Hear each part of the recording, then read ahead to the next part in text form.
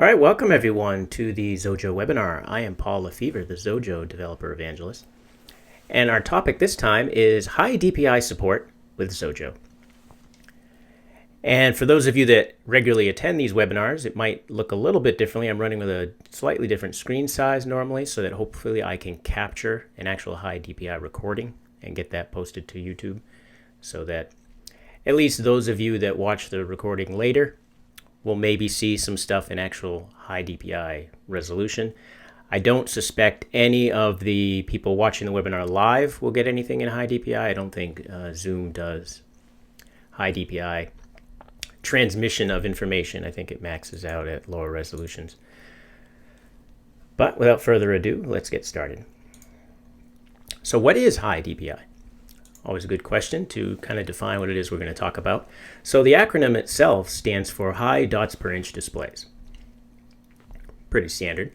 Looks a little weird, but that's all it means. Apple, being Apple, came up with a much easier to use term that rolls off your tongue, and they use the term Retina for these type of displays. And most of the Macs that Apple ships these days have Retina displays. I think it's just the MacBook Airs that don't, and maybe the Thunderbolt display. Yeah, the Thunderbolt display is also not Retina. But I think all the iMacs and most of the other laptops and whatnot have Retina displays. Now, there are a few different sizes that are generally used when talking about high DPI, but these are by no means anything written in stone or anything like that. One common size you're going to see is something called UHD for ultra high definition. And that has a pixel size here. You can see 3840 by 2160. It's a pretty good size. That's actually what I have for a display currently. I have a UHD Samsung display. And one thing you'll note is that these type of displays are often referred to as 4K, even though they're not technically 4K. So you often see the term UHD and 4K used interchangeably. But a 4K display actually has a slightly larger resolution. I haven't seen these type of displays used with computers, really. Maybe it's more of a television standard, but just keep in mind that those terms tend to get jumbled together. And then, of course, there's a 5K display, which predominantly right now you see with the 5K iMac. That has a built-in 27-inch 5K display. Very nice display. You can also buy external 5K displays. They're still very, very pricey. So for people that are adding external displays, often the UHD type display is what tend to go with. So why use a high DPI display? Well, up until it must be February of this year, I did not have a high DPI display. And now I do. And once you have a high DPI display, it's kind of painful to go back and use a non-high DPI display. But there are two primary reasons to use a high DPI display. One is you're going to get lots of screen space, but that's really only true if you have super binocular vision and can see tiny things. Because the displays themselves are not going to become humongous. They're still going to be, somewhere between 27 to 30 inches in size. And if you throw in all those pixels, they're pretty tiny. So if you decide to use the regular resolution at its normal, point or dot size, you're going to have a ton of room on that display, but everything's going to be tiny.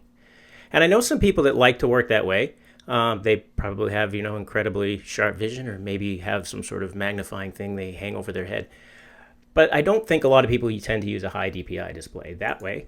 Most people prefer to use them so that they get super sharp text and graphics on their display, where, everything, you can't see the pixels, essentially. Everything is just beautiful and sharp and clear and easy to read. And this is what is often referred to as 2x mode. And that's where essentially everything is doubled up so that things can be drawn much sharper. So for example, a UHD display that had the resolution I noted earlier can be run in 2x mode at standard HD resolution of 1920 by 1080, but all of a sudden the text and everything is just way clearer. You can't see the pixels anymore. Curves are very smooth. It's a nice, sharp system, and once you start working with stuff in this manner, going back down to the other things starts to look a little fuzzy. 4K display, same thing. And you can see this essentially, the horizontal and vertical resolutions are just cut in half to emulate this. And 5K is nice because it has more room, even more room to work with, 2560 by 1440 at 2x. Now, essentially, any screen resolution can be considered high DPI as long as it has a usable 2x mode. So, I mean, laptops don't often have these type of standard sizes. They're often, particularly Apple's laptops, have, what look like, weird resolutions. But as long as you can run it in a mode where it's not a one-to-one mapping of the pixels to the display, it can be considered high DPI. So just keep that in mind. I'm just listing some common things here. So here's a comparison of some screen sizes. And you can see, they go from, well, what at one time everyone thought was really big, now looks kind of small. But here, the standard HD size of 1920 by 1080 up in the top left corner. Common display size. Even now, it's still a common display size. It obviously that's used by most HD TV sets, often computer displays as well. It's a low-cost panel used by a lot of computers. So you see that a lot. 2560 by 1440 is another great panel size. That's actually what I used with my Mac Pro here for years. I love it. It's a great size. Good match between space and size of text and whatnot. And then you can see Ultra HD. And you can see it's a lot bigger. But the actual physical size of the monitor is not going to increase in size a whole heck of a lot. So everything all of a sudden becomes a lot tinier. But the important thing to note about Ultra HD is it can hold 4 1920 by 1080 screens within it. And that's what allows it to essentially go into high DPI mode, where it uses 2 pixels for everything to allow things to be drawn sharper. And you can see the little extender on the right there. That's how much bigger a true 4K display would be, should you actually be able to find one. And then the 5K display is the full size of this rectangle. And you can see that can fit 4 of the 2560 by 1440 screens. So that one is even better to work with, probably the ideal one. And if costs go down, you might start to see more and more of those available.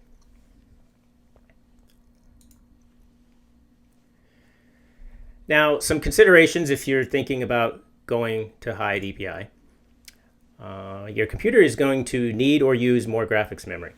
Now, in my case, I have a Mac Pro, and one of the older Tower models.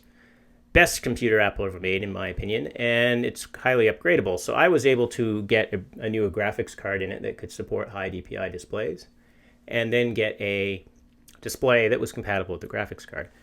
So I didn't essentially need to upgrade a computer. Often, one of the easiest ways to go high DPI is to just get a newer computer. But regardless, more graphics memory is going to need to be used because there's a lot more stuff on there that needs to get drawn. If you are upgrading an existing system, that's more than likely going to require a more powerful graphics card, of course. And connectors. Even with some Macs, you have to keep in mind the type of connectors. Not all connectors can support high DPI displays the way you want. In particular, you're going to want to make sure that your display is running at 60 Hertz. Otherwise, things are going to be a bit herky-jerky. The mouse cursor won't move smoothly. Animations won't look nice. DisplayPort cables typically can support 60 Hertz. HDMI cables may or may not be able to support 60 Hertz depending on the version it is and the type of card and the type of display. So that needs a little bit more careful research if you're considering that.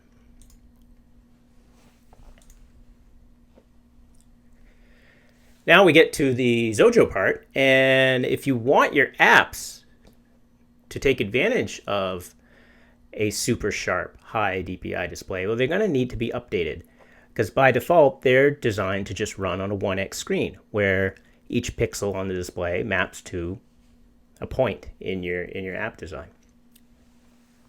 So if you really want to be able to support sharp text and graphics, you're going to need to do some updates to your apps. Otherwise, they'll look a bit fuzzy. And they'll just look fuzzy because essentially the 1x text that's being drawn there isn't taking advantage of the extra pixels. So each pixel in your app essentially becomes a bigger block. Maybe like instead of 1 by 1, it's now 2 by 2. So things are drawn using chunkier pixels, so to speak. So it gives things a bit of a fuzzy edge to them. So that's why you want to update your apps to High DPI. Now, luckily, Zojo 2016 Release 1 now makes that pretty darn easy for you. Now, you could, of course, create High DPI apps on OS X before this release of Zojo, but you had to manually monkey around with the info.plist. I think you just had to really add another key in there to tell Xojo to essentially run your app in High DPI mode, which was easy enough to add manually yourself. But you had to know how to do that and feel comfortable with that. So Zojo adds a setting that you just have to flip and a few other features to make it overall a little easier to work with. So first of all, there's now a new setting. It's in the shared properties. And it is just called support High DPI / Retina. And it's just an on-off switch. So you can just flip it to on. And that turns on High DPI support for your app, which is really easy. As soon as you do that, you run your app. The text is going to be super sharp. Your buttons are going to be super sharp. The controls are going to look great. Everything within your app is going to start to look really, really nice. Except for graphics, because those will need a little bit more special handling. That's what the switch looks like. And like I mentioned, all text and controls are now in High DPI when that switch is on. And you don't have to flip that switch back and forth. When that switch is on, it enables High DPI support when run on a High DPI display, but your app will continue to run as normal when on a regular display that doesn't support High DPI.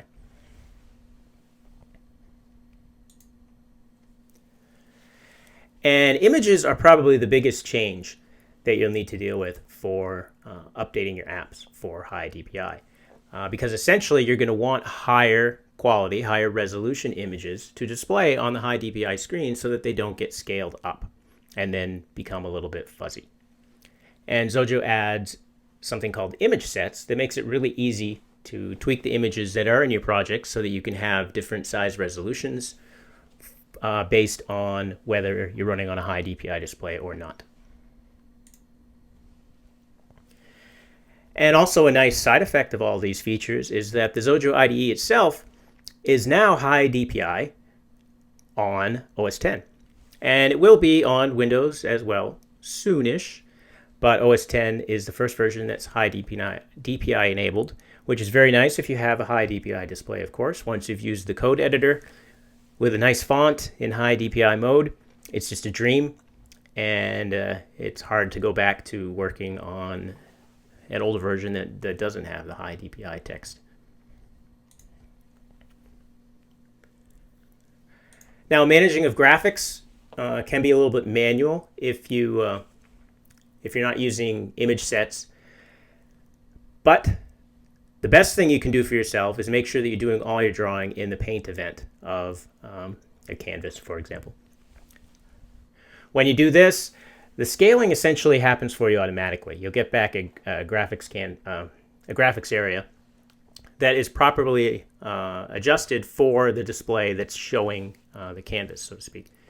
And you can just do your drawing in there, and it'll scale and draw appropriately, and you don't have to worry about any issues.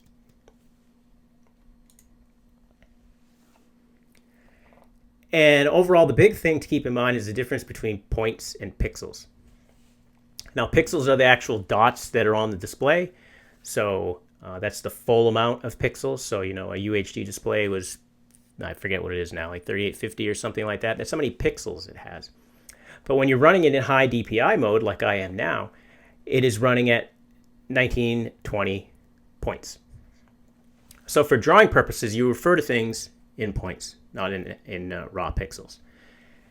And that's the important thing to remember, because the operating system is going to handle that behind the scenes and scale things and whatnot. So you just draw using points, and it won't matter how many pixels are behind the scenes that are drawing the screen. Your stuff will just draw and scale appropriately. So yeah, you can see here that's a pixel size, the full amount of pixels on the panel, and then the points is what it runs at depending on the scaling. And this particular one would have what's called a scale factor of 2. So now we'll switch over to Zojo and take a look at a little example project that can show off some of these things. So let's see here. All right, and before I do that, I got a couple of things from Edwin I want to just note so I can clear them before we look at the code. Let's see, talking about spaces. It wants to know if a high DPI uses more graphics memory when you use spaces. Well, I don't know specifically. In general, it just uses more graphics memory because it has, essentially usually 4 times the overall things it's drawing. So you can just kind of multiply that out across the board. I don't know that Spaces uses any specific more graphics memory than regular display with just a single space. And yes, we'll look at the image sets, which shows the 2x and the 3x image sizes. So here's a little project I have, a high DPI example. Nothing too exciting here, just got some text that we're going to change based on whether we're running it in high DPI mode or not, and a couple 3 canvases that are going to draw some stuff differently. So let me just run this here, and I'm pretty sure I have this set up now. So it is. It is. It says right up here, this app has high DPI enabled, and you probably can't see now in the live viewing, but everything to me looks nice and sharp. And the text change, it's showing the appropriate image here. And I can click the button here and it will load the images from disk and then show the higher resolution one. This image is available in 2 sizes, 32 by 32 or 64 by 64. And if I come over to the shared setting, you can see the option right here. I can turn this off. I can rerun it. And you can see now it says the app does not have high DPI enabled. You can see the image that got loaded has a little 1x overlay in it. My 2 images, I put a 1x overlay so we could tell them apart. So you can see it's loading the low resolution image. Also, if I load them from disk, it's loading the low resolution image.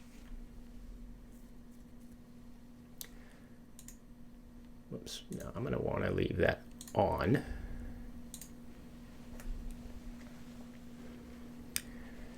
All right, and let's see. Edwin is also asking, working with images and stuff, need to work with pixels in the graphics object. And most of the time, you're going to still be wanting to work with points in the graphics object. I mean, if you get the raw picture, you'll need the pixels of the picture, of course. But when you're drawing it to the graphics object, you refer there to the points so that it knows how to place it on your virtual screen, so to speak. And Edwin's noting that Zoom appears to be showing some difference in the quality, depending on whether I'm running in high DPI or not. So that is good to know. I didn't observe any big differences when I was doing some tests earlier, but we'll see how this all comes out in the end. So the first thing you can see here is, let's look at the image set. So here I have an image, and this is an image set. You can add an image set to your project just by clicking Insert and selecting Image here. And when you do that, that adds a new one. It has 3 boxes here for your 1x, your 2x, and your 3x sizes. And this one I have filled in with a 1x image that is 32 by 32 and a 2x that is 64 by 64. And I do not have a 3x. Generally, you're not going to need a 3x. That is there at this point mostly for compatibility. iOS has 3x sizes. I think it's possible that some versions of Windows might use a 3x size. I haven't run into a configuration yet where that's the case, but it might be possible. I'm not aware on OS X where there's anything that's a 3x size at this point. So generally speaking, you're really only going to need 1x and 2x. So what I have here in my graphics folder is I've got images here. So I would just drag them into the appropriate box. Now, the sizes have to match the aspect ratio. So you can see this one being 32 by 32. 64 by 64 is double in both dimensions, so that's why that one counts as 2x. But it also has the same aspect ratio, so I can't just throw something in there that's 100 by 50 or something like that. That's not going to work. That would be a completely different aspect ratio. Now, when you're running on a normal screen, the 1x image will be used. When you're running on with High DPI enabled on a High DPI screen, the 2x image will be used. In your project, though, you just refer to the image by its name here in the project. So face image. So if we look at the code here, this code in the canvas that's drawing it is just referring to the image name as face image and telling it to just draw right immediately, in the top left corner of the canvas. Now, if you have a bunch of projects that have pictures that have been dragged into the project, you're not really going to have to make any code changes. You're just going to need to convert those pictures over to image sets and then possibly provide the two sizes for them. Now, whether or not you want the two sizes is entirely up to you, but if you don't have or can't provide a higher resolution image to use in 2x, then the 1x size will be used, and it'll just scale up, look a little fuzzier depending on the image, but it'll work just fine. And it really is going to depend on your type of app. So, if you happen to have a database app that's storing pictures in a database, you're probably not going to necessarily have different sizes to work with. But if you're dealing with like icons, toolbar icons or something like that, you probably can get access to different icon sizes that are higher resolution, so you can set things up to use them. So you see, once you set up an image set, you just would draw it the same as you would draw a regular picture. Nothing really different there. All right, I'm going to skip this one in the middle. We'll go back to that. And this one here.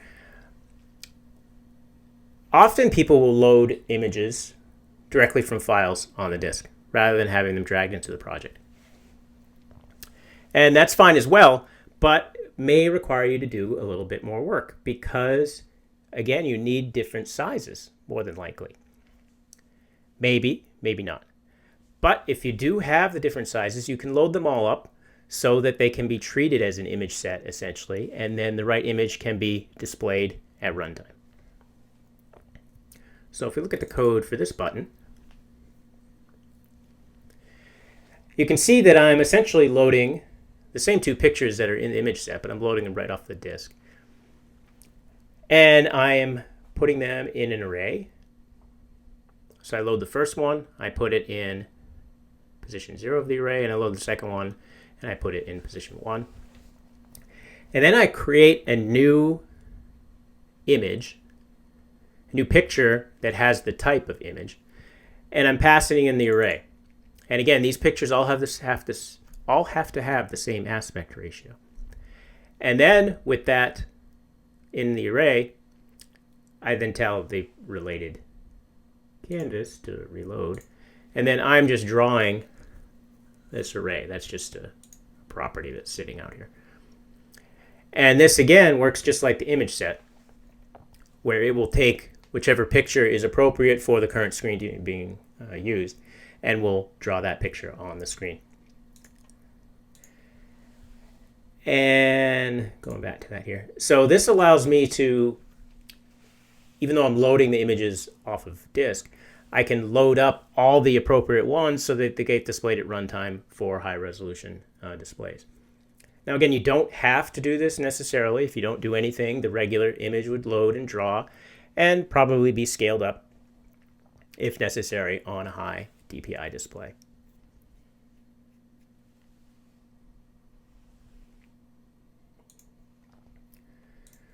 The last thing, well, not really the last thing, before we jump to that one, I just want to note that the property that you can set here with this on-off switch. You can also check in code with that name, so you can see if your app has been enabled for High DPI or not. You can't set it at runtime or anything like that, but you can check it. All right, so this example here is actually using a subclass.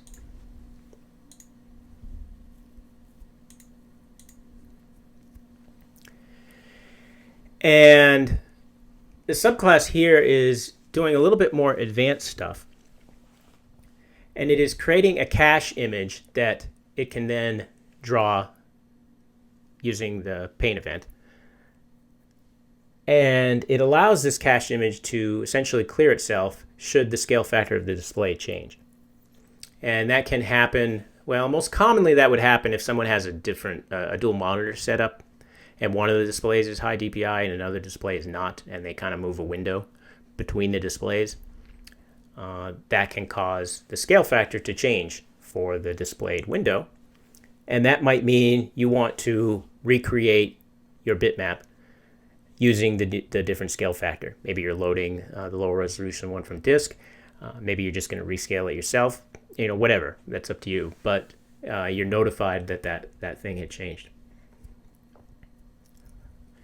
So you can see here, the pane event here is just calling this method, create cache if needed. And this is just a simple thing here, but it's one thing to note is that it is using this new method that's on the window, on every window, called bitmap for caching. And this creates a graphics object, or a picture with a graphics object, that's appropriately set up for the scaling based on the display that currently is showing this window. This doesn't do anything exciting except draw a box, but the box is the same size regardless of whether High DPI is on or off.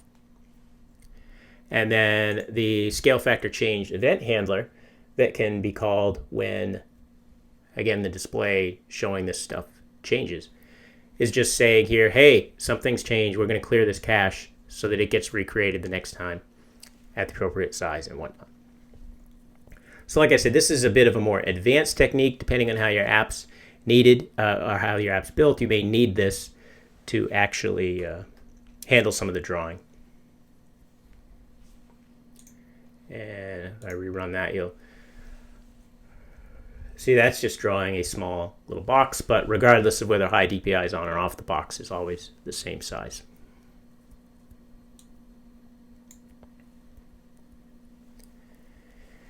And I mean, that's really it for High DPI. Those are the main things. Right now, High DPI is available on OS X, kind of working across the board. On Windows, it's still in beta. So you can test out your Windows apps, but there are a few controls that are not yet properly rendered in High DPI. So if you're using those, you aren't going to want to ship a High DPI version of your app in Windows just yet. And Linux does not support High DPI at this point at all until we update to start using a newer version of GTK, which has High DPI support in it. The current version we're using does not, so it wouldn't really be possible. All right, let's see if I can switch back here.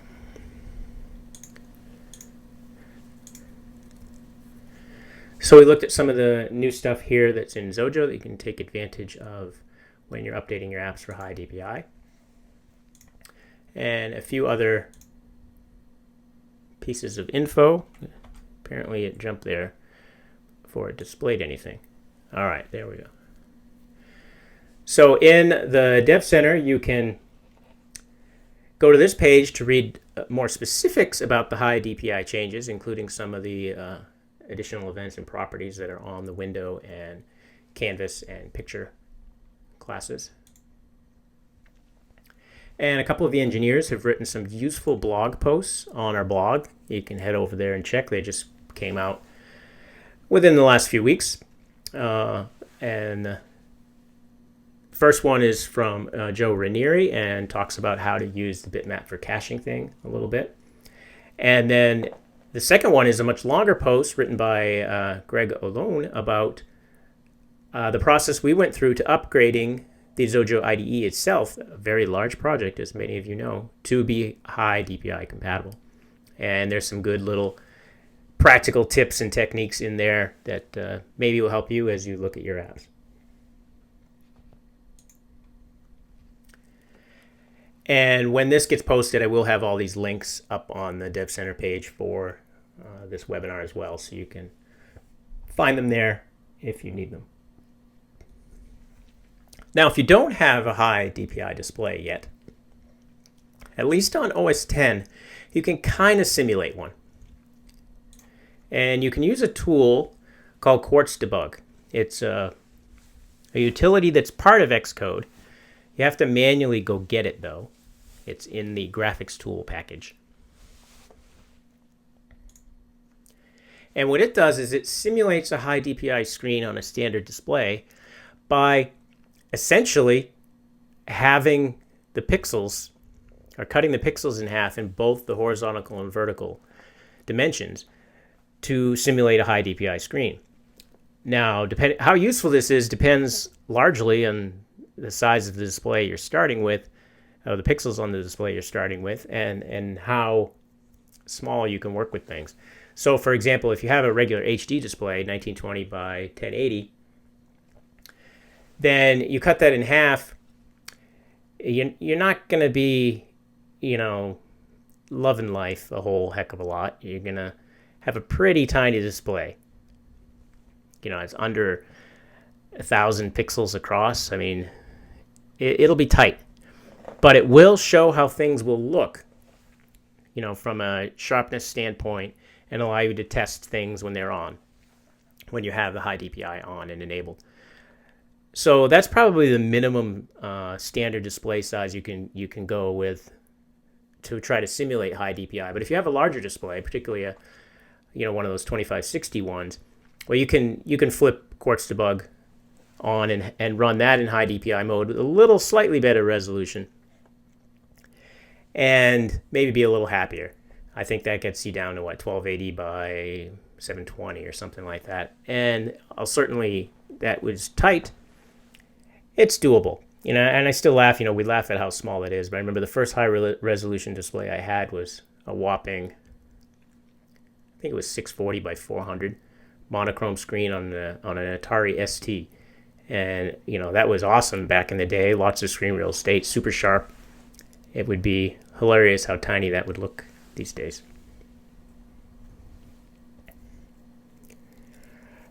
All right, and I have here in the Q&A window some tips from Gavin. And I think these should show up in the recording this time since I'm recording it differently. So I'm not going to try and read them, but I'll leave them up here on the screen, and I'll also get them added to the page for this as well, so people can more easily find them rather than have to scroll through the video. And I also have a link here for how you can grab the Quartz Debug tool, but essentially in Xcode you have to go to, I think it's the Xcode menu, and then pick Developer Tools, More Tools, and then it sends you to Apple's webpage, and then you got to search for the graphics tools for Xcode, and then download and install that. And then once you go through that rigmarole, you get a little tool somewhere that's called Quartz Debug that lets you tweak your screen resolutions.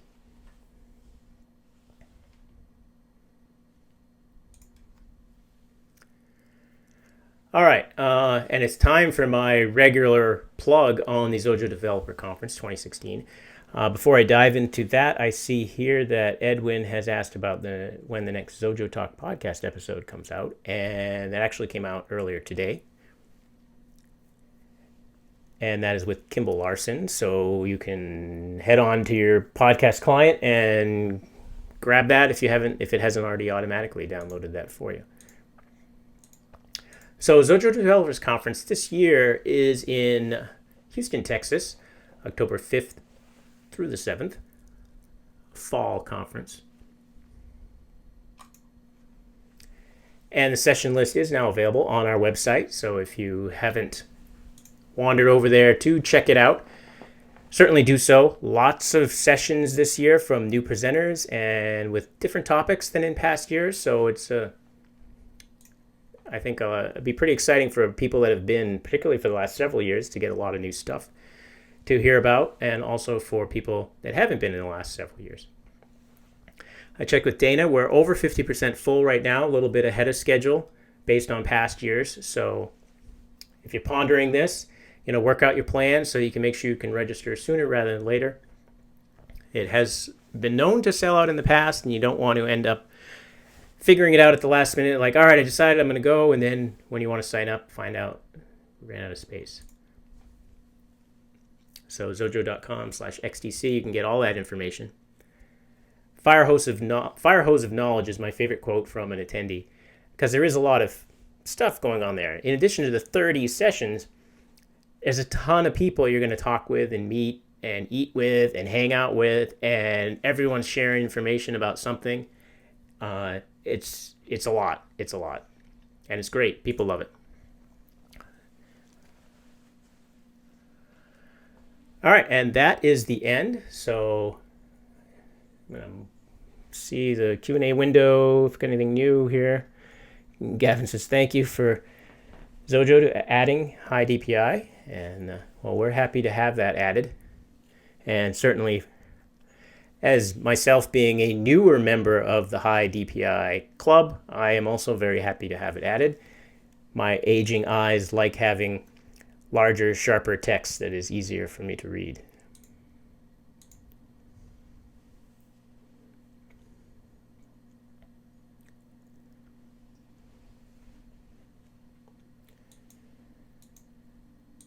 All right, mark these. All right, Edwin is asking about XDC pricing because it can be expensive for people coming from Europe. It can be expensive for people coming from anywhere outside the U.S., really. Flights can be pricey, but I'm not sure what a pay portal means.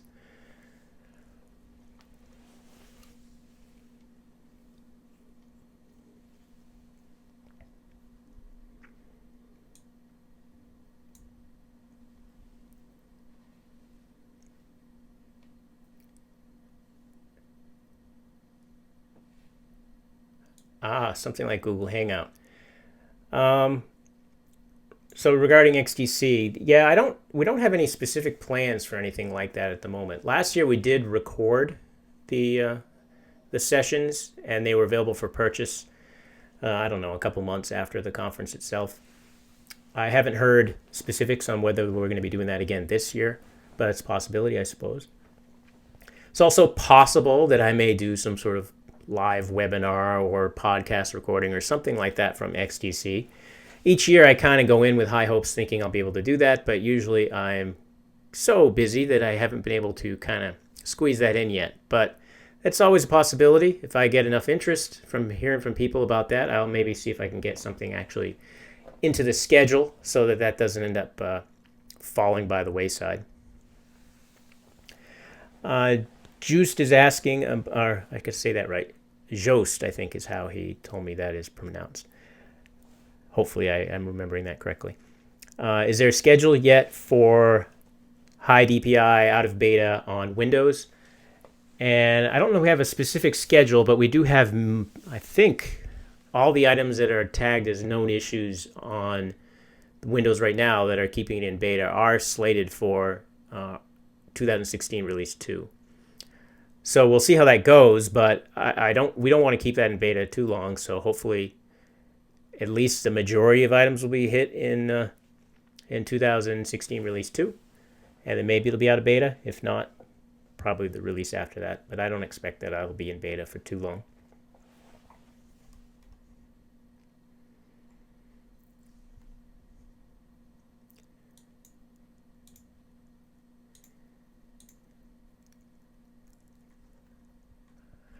All right, I'm just clearing some questions here so I don't miss anything.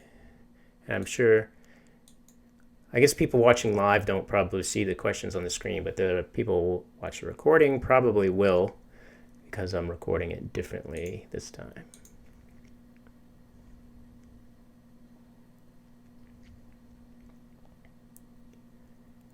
Yeah, and Joost is noting that there are two big things that remain open or kind of in beta on the Windows platform, and that is High DPI and the 64-bit builds.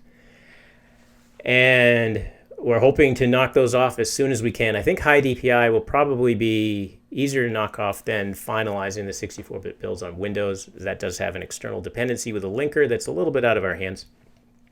But we are monitoring that closely, and as soon as that's something we can wrap up, it'll be made available for everyone as well.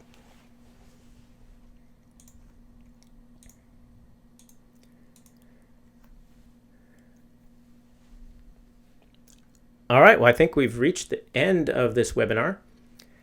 You got my email address here. You're always welcome to shoot me an email if you have questions. And with that, I want to thank everyone for attending. Have a great day.